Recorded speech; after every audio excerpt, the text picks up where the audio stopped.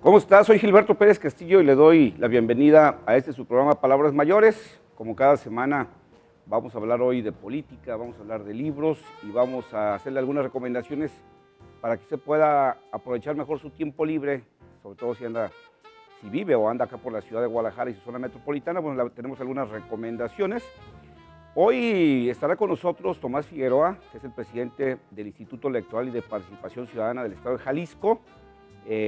Una institución que está a punto de renovarse, se renovarán a más tardar el 31 de mayo todos los consejeros y el presidente del instituto, y bueno, estará aquí con nosotros para platicarnos de lo que han hecho en este periodo que le tocó presidir el instituto que organiza las elecciones en Jalisco, que organiza las elecciones locales, las de gobernador, presidentes municipales, regidores y diputados locales. También estará con nosotros Luis Carlos Sainz, que está ahorita presumiendo su libro, su obra, su primera obra, Rejas Rotas, un libro interesante del que nos va a platicar, donde narra sobre fugas, sobre la corrupción, sobre las traiciones, fíjese, nada más y nada menos que los reclusorios mexicanos en el sistema penitenciario mexicano, un tema, por supuesto, interesante que él, con su trabajo periodístico, muchos años fue trabajando, recopilando, y que hoy presenta en un libro que le editó una editora importante, Grijalbo. Entonces hoy lo tendremos aquí a Luis Carlos Sainz hablándonos de su libro. Y le decía, también tenemos recomendaciones, pero sin más, vámonos a la entrevista con Tomás Figueroa, presidente del Instituto Electoral de Jalisco. Marcatextos presenta. Bueno, pues como cada semana le doy la bienvenida a Julio César Hernández de marcatextos.com. Julio, Alberto, ¿qué tal? Como siempre, qué gusto tenerte Gracias. aquí. Y le damos la bienvenida a Tomás Figueroa, presidente del Instituto Electoral y de Participación Ciudadana del Estado de Jalisco. Muy complicado, les dejamos del nombre. Así es. ¿Qué tal, Gilberto? Buenas noches, Julio. Tomás, Muchas gracias por la buenas invitación, noches. amigos televidentes. Muchas gracias por la invitación. Oye, pues se acabó el periodo para el que fueron electos, algunos ya reelectos. A ti te tocó presidir el instituto, te tocó una elección pues, que marca parte de la historia de estas, digamos, transiciones importantes en Jalisco. Hace 18 años a quienes integraban el Instituto Electoral, pues les tocó ver acabarse una era del PRI para pasar a Acción Nacional. Ahora a ustedes les tocó pues lo contrario, ver a la Acción Nacional terminar una era de 18 años y el regreso del PRI.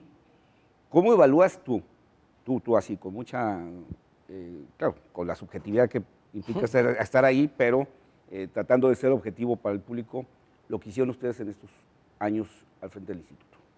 Mira, bien, Gilberto, pues efectivamente, como tú señalas, nos tocó organizar en esta tiempo de 3 años la elección de gobernador de los 125 alcaldes que conforman el estado de Jalisco y los 39 legisladores que están actualmente en funciones. Debo decirte que por parte del instituto se encuentra satisfecho con el trabajo realizado. Nosotros nos encargamos de llevar a cabo, como lo dispone la propia legislación, el desarrollo, la vigilancia del proceso electoral en sí.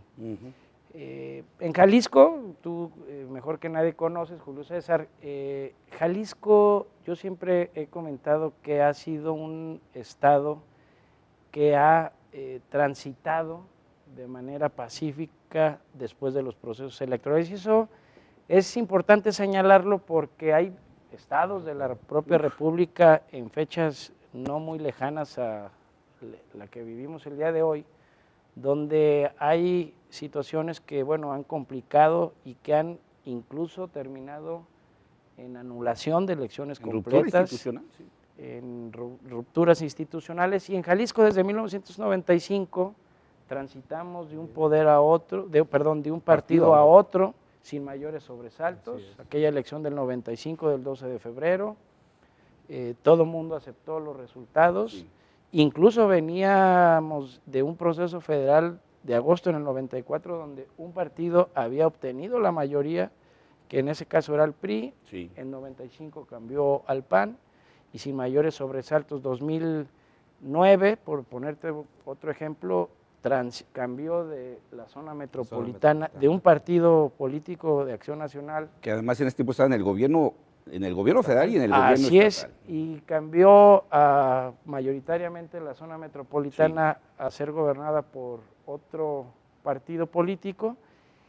Y es decir, siempre ha habido una transición pacífica, los jaliscienses hemos aprendido a aceptar los resultados, que en el camino se van dando ciertas vicisitudes, ciertos hechos, imprudencias inconformidades de los propios actores políticos que nos incluye a nosotros, por supuesto, como consejeros electorales, pero siempre ha habido una tranquilidad respecto de los procesos electorales. Y a raíz de la reforma del 2008 aquí en Jalisco, bueno, pues ya este instituto se convierte en un instituto de participación ciudadana, y entonces nos convertimos no solamente en organizar, vigilar y supervisar las elecciones, sino también con tareas más específicas como promover la participación ciudadana, fomentar la educación cívica, incentivar a los ciudadanos a participar,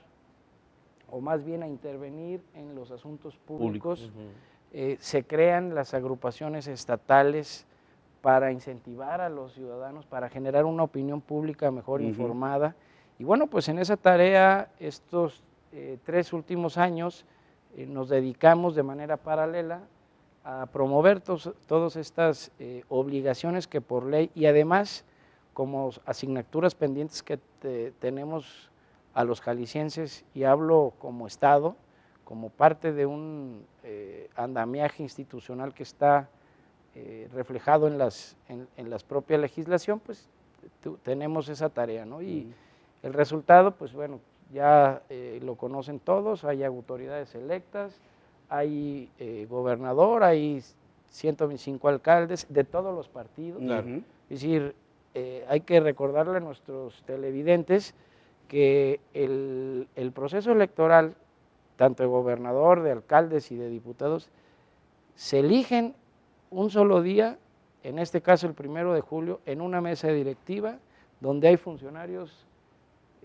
sorteados, escogidos al azar, y que son los que reciben la votación de sus vecinos, son los que cuentan los votos y son los que los consignan en las actas. Y eso solamente nos toca a nosotros validarlo, hacer la sumatoria total y entregar las constancias respectivas. Así lo hicimos, y bueno, pues así la evaluación pues, final la tendrán o la tienen los ciudadanos, y en este caso pues el proceso pasó por todas las aristas, ¿no?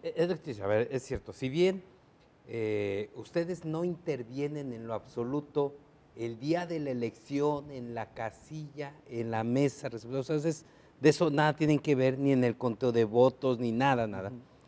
Finalmente, el juicio al Instituto Electoral y concretamente a los consejeros electorales es categórico y tajante.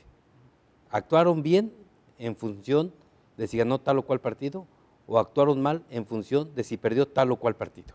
O sea, no hay de otra sopa. ¿Sí? Y si bien, como dices, bueno, salió bien, ahí está todo, en paz, tranquilo, todos asumieron. En una posición de autocrítica, Tomás, ¿qué es lo que tú consideras que no hicieron bien o no debieron de haberlo hecho, o que dejaron pensando de que estaban haciendo bien, o que dejaron de hacer, que es lo que genera la calificación y la crítica del ciudadano y de quienes fueron protagonistas del proceso electoral? O sea, puntos en los que está el juicio hacia los consejeros electorales. Mira, como todo, Julio César, todo proceso pues siempre es susceptible de mejoras por la propia responsabilidad, por las personas que integramos el propio órgano electoral. Yo debo decirte con toda franqueza, particularmente, y hablo en este caso por tu servidor, durante el proceso electoral hubo hechos muy concretos que fueron temas, si tú me permites el término, de imprudencias respecto de algunas actividades. Aquel viaje que yo realicé con un prospecto o al menos una persona Que en aquel tiempo era que- aspirante. Nada más, ¿no? y que podía Así es el en su nombre, momento, con Enrique Alfaro. así es, en un momento se podía convertir como lo fue a la postre, y que yo en ese momento incluso pedí una disculpa pública por la imprudencia que pudiera generar alguna Sospecha, suspicacia.